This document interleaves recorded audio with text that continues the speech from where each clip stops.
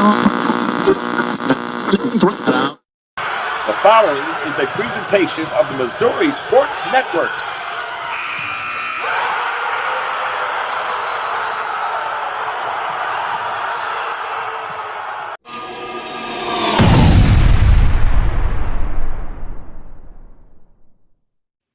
Hello again, everybody, and welcome back here to High School Game Day on the Missouri Sports Network, MissouriSportsNetwork.com, where everyone has a home field advantage. And as always, brought to you by the Missouri State Highway Patrol, who reminds us, take that 3 seconds and buckle up. It's 3 seconds that could save your life. Also presented by the Bank of Billings, established in 1889, the oldest bank in Christian County. And Doak Propane, for all your propane needs, see the folks at Doak. We go north of our studio here to Harrisonville High School, and we welcome in head football coach Brent Maxwell. Coach Maxwell, thank you so much for your time today. No, absolutely. Thanks for having me. And Coach, 6-5 a season ago. Talk a little bit about what you're going to have to replace due to graduation.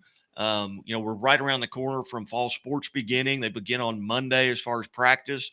Talk about some of those young men that you're going to have to replace just because of graduation, and maybe some of those folks are going to step into those roles. Sure. We lost a big senior class last year. I think we had 23, 24, which recently has been, pretty big for us. We're usually around 15, 16. So we definitely have some holes to fill. One of them obviously was a running back, Nate Reynolds. He had started all 4 years for us. Actually ended up getting hurt last year, week 2 versus Bolivar. Sustained a knee or a season-ending knee injury. But you know what? We've got some guys that have been working extremely hard. We are excited that we've on the offensive line. We've got 3 guys returning that have some experience. One at each of the tackle positions, and then one at our center positions. So we found 2 other guys, I think, that, again, it's going to be here before we know it. We got a lot of work to do, but they've kind of bought in and accepted the role of stepping into those guard positions, and kind of excited to see how they can develop, over the course of the year. Excited that we do have our quarterback returning this year. He grew tremendously last year. We obviously are a run-oriented offense. He did a great job throwing the ball when we needed him to, but he kind of stepped up whenever Nate ended up going down. He ended up rushing for over 1,000 yards himself. So that was huge for us last year. Again, we didn't end the season as well as we had hoped. But that's just kind of how it goes. Somebody goes down and somebody's got to step in and fill that role.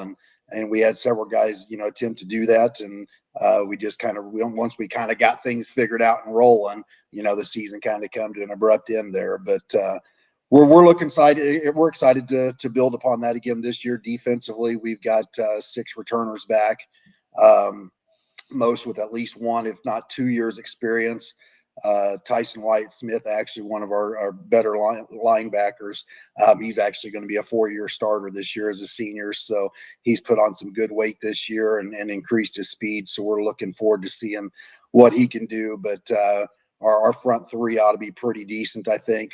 We're still not overly big per se, especially for a Class 4 school, but probably one of the bigger, front 3s we've had over the past 4, 5, 6 years, though. So with, Aiden Pickering and Bryson Cecil and Trenton Hyder and Keller Johnson and, the likes, we should have some depth at that one position, that will hopefully kind of keep some offensive linemen off of Tyson in that linebacking course. So.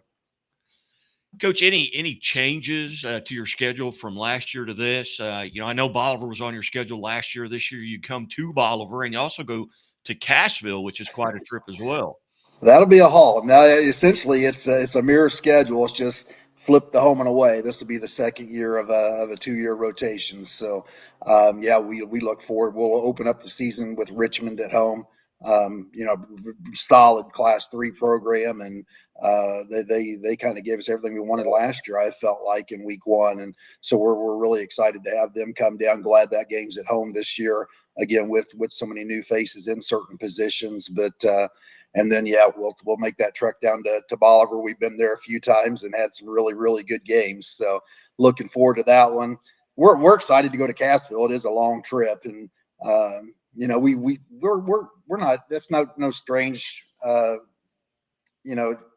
trip for us necessarily. We used to travel down to Cassville to Monette, the likes of that. We've been to Rogers, Arkansas. We've been to St. Louis. I mean, so we enjoy taking those longer trips. Don't want to do that every week, obviously, but once every couple of years, it's kind of fun just to get away and see new schools, see new places, new stadiums and things. They were good last year. And I expect them to be just as good, if not better, this year. So I fully expect to be in for a battle again this year with them. Yeah. And Bolivar, that it's down here. It's still at Southwest Baptist University on their facility. Their new head coach, Coach Robert Clardy, had spent 18 years at Southwest Baptist as a player and a head coach. He makes that move over. He's got some kids, coming through school and things like that. But are you aware yet of what your jamboree is going to be like? Where's the jamboree at? Who's participating? Yeah, we're going to go to Smith Cotton High School in Sedalia, Missouri, for our jamboree. We went there last year, I guess, for the first time. They're a growing Class 5, maybe almost a Class 6 school population-wise, but so quite a bit bigger than we are. Coach Gray's been there a couple of years now and has really taken that program in the right direction, I believe. So we look forward to that challenge. With us then is School of the Osage, a really good Class 3 program. They kind of made a run there last year, probably fell just short of what they were hoping. I know they had some pretty high expectations going into the beginning of last year, and rightfully so. They were talented at many, many positions. So we're looking forward to going back again. We feel like that's a pretty good test. Put the classifications aside, just two solid quality football programs that hopefully will give us an idea. Hopefully we can have some success, but also, to be honest, hopefully we learn a few things about us that we need to get better at. I'd rather learn it in a jamboree than, find out week 1 or week 2. Man, I wish we would have known that a couple of weeks ago type things. So looking forward to going and competing against both of those schools. We kicks off for real here on Monday, the 11th, first day of fall practices. Between that and the 22nd, where your jamboree is, what are some goals that you have? Obviously staying healthy would be one. But you trying to bring some kids up, help them grow. What are your goals there going into that first couple of weeks of the season? Sure. Being healthy, obviously, yes, is number one. Our numbers are down a little bit this year for one reason or another. So we typically have tried to be, 2 platoon as much as possible in the past. They still learn both sides of the position, both sides of the ball, but especially early in the season when it's so hot. We just felt like it kind of put us maybe in an advantage if they only had to learn and play one side of the ball and they could step off for a quick break. But this year we just don't have that luxury, and our kids have embraced that. Though we've had a really good summer with conditioning and strength training, and I still don't know that they quite understand what it's going to take, but they've kind of stepped out of their comfort zone, I think, and pushed themselves a little harder than maybe they even have in the past, and I felt like it's been pretty good. So that piece of it's exciting, but that'll be again just progress, but just looking for growth more than anything. I think obviously week 1 through 8, 1 through 9 essentially is preseason. I mean, they're all important. You want to win that conference or be in the conference race or win a conference championship, but ultimately when you get to week 10 is when it kind of matters. So we're looking, especially from some of our younger kids, we will have a couple sophomores that'll step into some positions, some that we'll rely on heavily, and others maybe not quite so much, but still play a very pivotal role if we're going to be successful. So just looking for them to be coachable, give great effort, and just hopefully we can see that growth over the next couple of weeks going into week 1, and then really establishing that baseline, and then hopefully continuing to grow throughout the course of the season. Again, we're visiting with Harrisonville Wildcats head football coach Brent Maxwell. Coach, just a little bit about your conference, kind of handicap that. A lot of folks throughout the state are not familiar what conference you're in and who are the members. We're in the MRVC West. It is split into two divisions. The East Division is more your Class 1 through Class 3 schools. The West is more Class 3 through Class 5, I guess. I think Warrensburg maybe, they may be, it depends on what happens this year with the classifications whenever Michigan comes out, but they've been a large Class 4, borderline Class 5. But we've got Warrensburg, we've got Clinton, we've got Odessa, which is perennially strong. They got a new coach coming in this year. They're super excited about, I think. Oak Grove, again, traditionally strong. Ryan Schartz does a great job there. Center High School is another member of that. So it is definitely a very competitive conference. And obviously I'd be remiss and probably shunned if I didn't at least mention Pleasant Hill.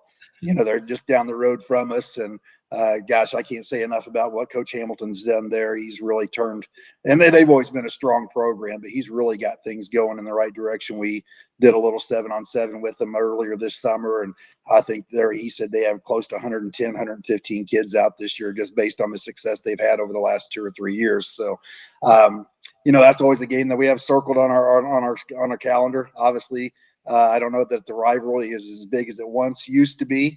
Back in the olden days, our kids are friends with a lot of their kids. But when that night comes, the gloves are off, and it's always a really good, hard fought battle. So again, really a tough conference. We're glad we're a part of that, and it kind of prepares us for that postseason run. Outstanding. Well, Coach, I greatly appreciate you being part of High School Game Day today, and tell us a little bit about your team. And as the season goes on, I may send you a text when I see that you've won, and because we do a live high school football scoreboard show 9:30 to 11 every Friday night for the entire state. So we get coaches out of St. Louis, Kansas City, Southwest Missouri, Northwest Missouri to be a part of it. But I greatly appreciate you being generous with your time. I know it's a busy time right now as you're getting prepared, but thank you so much for being part of the show. Absolutely. Appreciate you guys and everything you guys do to cover high school sports. Yeah. Hey, you're watching High School Game Day here on the Missouri Sports Network, MissouriSportsNetwork.com, where everyone has a home field advantage. And now a message from Chevrolet. There's a reason Chevy is called the heartbeat of America. The heartbeat's strong, steady, unwavering, like the people who keep this country moving, doing what they do best. Helping neighbors, pitching in, getting it done. For them, only America's most dependable truck will do. And every Chevy truck, like every Chevy driver, dependability comes standard.